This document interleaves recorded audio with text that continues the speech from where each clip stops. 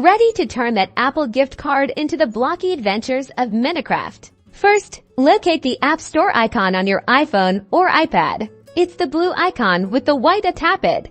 In the App Store, look for your profile icon. Usually in the top right corner of your screen it might be a picture or just your initials. Tap on it.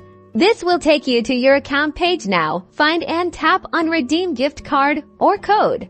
You'll see two options. You can either manually enter the code from the back of your Apple gift card or use your device's camera to scan it if you choose to scan. Position the gift card within the frame.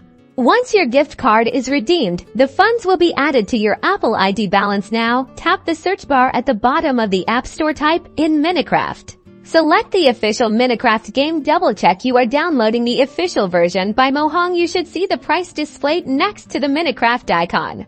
Tap the price button. A confirmation prompt will appear. You may be asked to confirm your purchase with Face ID, Touch ID, or your Apple ID password. So go ahead and authenticate. And that's it. Minecraft will now begin downloading to your device. Once the download is complete, you can start exploring, building, and adventuring in the world of Minecraft, all thanks to your Apple gift card. Enjoy!